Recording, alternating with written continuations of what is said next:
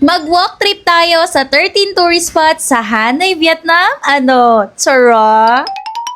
So another gala, another day na naman ng mag-asawang ito mga mi. And for today's video, eto na ang full day itinerary natin sa ating Hanoi, Vietnam Day 1. So tara, pagkasyahin natin yung 12 hours para puntahan yung mga tourist spots sa Hanoi, Vietnam. Yes po, opo, na para bang nasa 20s lang tayo kung makagawa ng full pack itinerary, no? And yes, mag-aaladora and boats muna kami ni Mister dahil mas trip talaga namin ang maglakad kaysa mag-grab.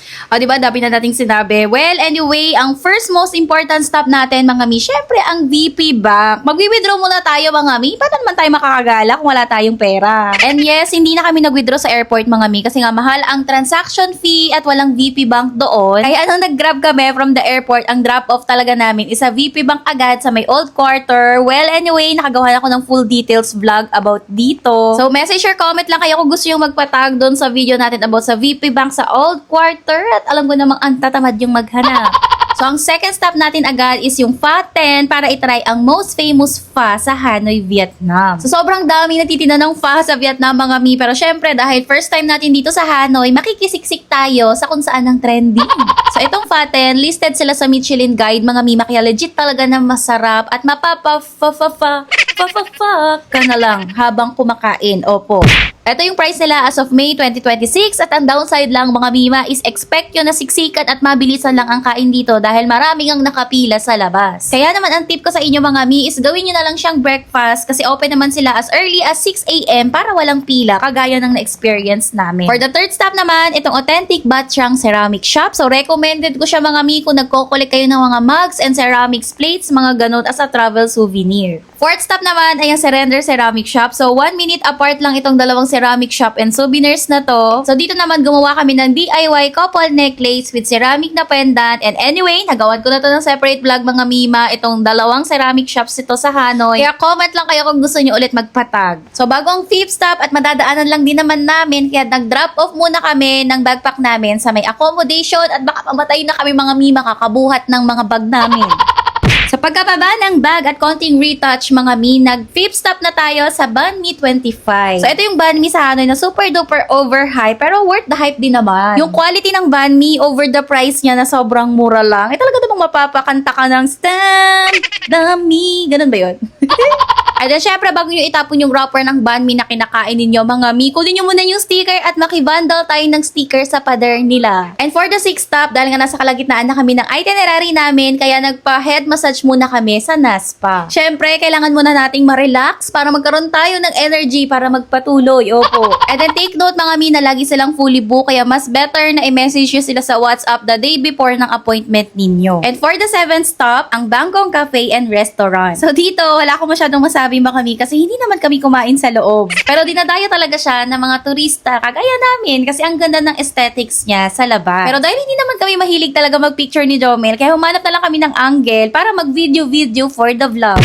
So next na tayo for the 8th stop, ang Cafe Gia. So base sa research natin, ito yung authentic na egg coffee sa Hanoi talaga. So ang chika pala nito mga mi, yung birthplace pala ng Vietnamese coffee ay dito sa Cafe Gia. So, bali nung unang panahon, hindi ko alam yung specific na year, nagkaroon sila ng milk shortage mga mi, and then yung whip ng egg yolk, yun yung ginamit nilang substitute. O, diba? Sinong mag-aakala na magiging iconic drink pa pala yun ng Vietnam? So, yun pala yung history noon mga mima, and thank you kay ChatGPT.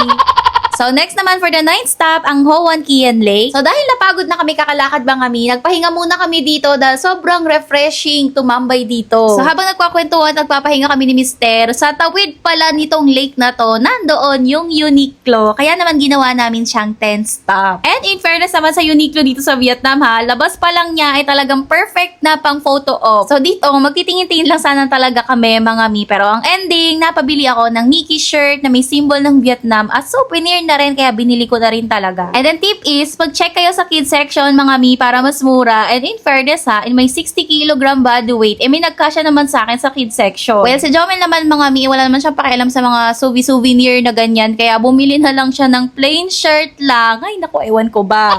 So for the 11th stop, mga mi, malapit na tayong matapos. Etong dessert store na hindi ko alam paano basahin. Basa-basahin nyo na lang yung pangalan ng restaurant na to.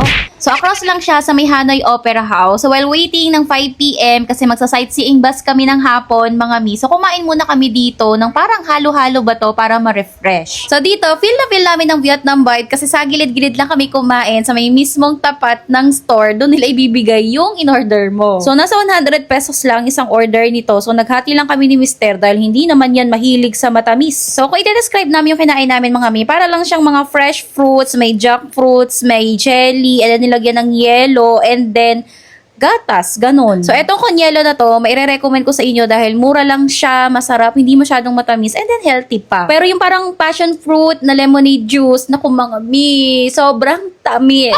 So, next naman, for the 12th stop, pagpatak ng 5 p.m., pumunta na kami sa may Opera House kasi andito yung ticket booth ng sightseeing bus. 5 p.m. kasi yung gusto naming time para at least maliwanag pa rin at hindi masyadong mainit. Pero kung babalik ulit kami ng Hanoi, ito yung itinerary na hindi na namin uulitin kasi hindi pala kami into history.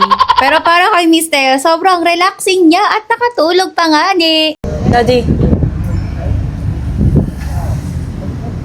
Baka malaglag ka. Kumapit ka, baka malaglag ka. So for the 13th stop naman, the last but not the least, syempre yung train station for dinner. And of course, mga mi, Hanoi is not complete pag walang train station experience. So gagawin ko na lang to ng separate vlog, mga mi, kasi nilakbay namin, alam nyo ba, ang kahabaan ng train street at nakita namin ang pinakamagandang spot na hindi malayo. So quick tip, ito na lang yung ipin nyo sa may Google Map kasi ito yung street na may mas mahaba, mas malapit sa center at mas makukulay at maraming second floor na restaurant. Doon kasi sa may Leduan Street, kailangan mo na talagang mag-grab doon, mga mi, and then maikli lang yung train street niya. Well, anyway, depende naman yan sa itinerary na gagawin nyo. At syempre, sa accommodation, kasi mas maganda itong train street, ito na yung pinakahuling stop ninyo kasi nga after dinner, pwede na kayong umuwi at magpahinga. Ganon. So hanggang dito na lang ang chika natin at sana nakatulong itong video na to in your next Vietnam trip. And then again, if you want more travel TV tips and hacks videos like this, just give us a follow and see you on the next Jumanji adventure. Bye-bye!